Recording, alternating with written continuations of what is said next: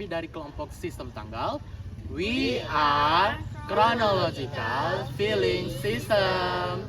Perkenalkan, nama saya Michael. Perkenalkan, nama saya Devi Guna. Nama saya Muhammad Harevi. Nama saya Deswita Yulandari Putri. Nama saya Nabila Zalokta. Nama saya Anissa Makfira. Pada kesempatan kali ini, kami akan menjelaskan apa sih itu sistem tanggal dari bagian 5 sistem kearsipan. Tonton terus ya. Sistem tanggal adalah sistem penyimpanan dan penemuan kembali arsip yang disusun berdasarkan tanggal, bulan, dan tanggal arsip dibuat. Sistem ini sebenarnya sangat sederhana dan mudah untuk diterapkan. Namun, sistem ini seringkali menggunakan alat bantu lain yaitu kartu indeks untuk menemukan arsip yang akan dicari. Keunggulan dan kelemahan sistem tanggal. Penyimpanan surat sistem tanggal memiliki beberapa keunggulan dan kelemahan. Keunggulan sistem tanggal adalah sebagai berikut. Yang pertama, sistemnya sederhana karena urutan tanggal sudah jelas dan pasti. Yang kedua, cocok digunakan untuk arsip yang berkaitan dengan bidang keuangan. Nah, sementara itu, kelemahan sistem tanggal adalah sebagai berikut. Yang pertama, orang cenderung tidak mudah mengingat tanggal dibanding nama dan masalah, sehingga bisa menyulitkan pencarian arsip. Yang kedua, kurang cocok digunakan di perusahaan besar dan volume suratnya banyak. Sebelum kita membuat buku agenda kembar, tentunya kita akan menyortir surat dari surat masuk dan surat keluar. Di sini kita masuk ke agenda kembar surat masuk. Terdapat 7 format. Yang pertama ada tanggal terima, kedua terima dari, ketiga tanggal dan no surat, keempat perihal, kelima lampiran, keenam diteruskan kepada, dan yang ketujuh kode arsip.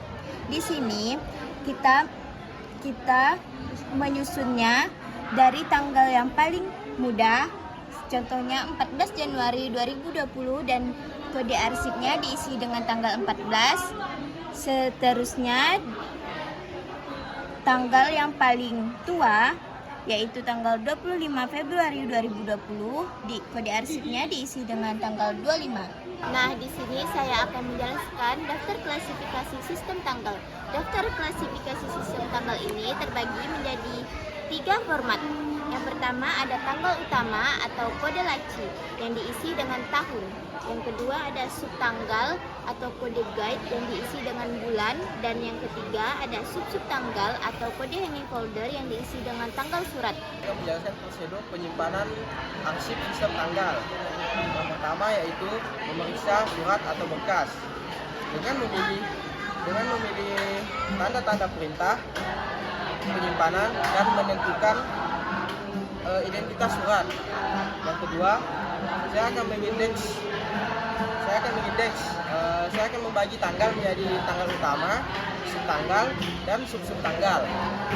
Selanjutnya yang ketiga yaitu mengkode surat. Dalam mengkode surat, kita bisa lihat dari tanggal yang tertera pada surat tersebut. Misal tanggal yang tertera pada surat tersebut yaitu 23, maka kode surat tersebut adalah 23. Kemudian yang keempat yaitu menyortir surat. Nah, dalam kegiatan menyortir surat itu dilakukan bergantung pada situasi dan kondisi. Kemudian yang terakhir dan yang kelima yaitu menempatkan surat. Misal ada 3 surat, yaitu tanggal 1 Februari 2018, tanggal 2 Februari 2018, dan tanggal 3 Februari 2018. Nah, surat yang pertama atau surat 1 Februari 2018 itu disimpan pada laci berkode 2018, di belakang guide berkode Februari atau guide kedua, dan di dalam hanging folder berkode 1 sesuai dengan tanggalnya yaitu 1. Kemudian begitu seterusnya. Nah, dalam penyusunannya, misal dalam arsip map seperti ini, penyusunan suratnya dimulai dari tanggal yang tua sampai ke muda.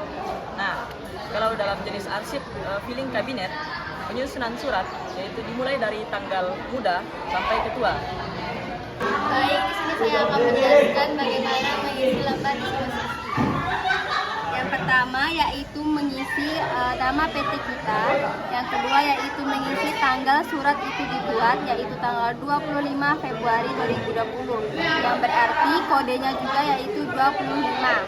Yang ketiga ada tanggal atau nomor yang bisa diisi keduanya atau salah satunya saja. Yang keempat ada asal surat tersebut. Yang kelima ada isi ringkas atau perihal dan instruksi surat tersebut. Yang ini yaitu membedakan suratnya apakah surat itu rahasia, penting atau biasa. Dan ini tanggal penyelesaian yaitu surat setelah surat itu diterima oleh PT kita. Dan yang terakhir ada diteruskan kepada. Jadi surat ini itu diteruskan kepada siapa? Jadi, bagaimana cara kita mengatasi 10 surat masuk dalam satu hari di instansi kita? Kita mengetahui bahwa kita itu menggunakan sebuah sistem tanggal. Namun, kalau surat tersebut dalam satu hari banyak, bagaimana cara kita mengatasinya? Pertama, kita harus mengindeks nama pengirim terlebih dahulu. Jika sudah, kita akan mengklasifikasikan dan memasukkan dalam sistem tanggal, bukan?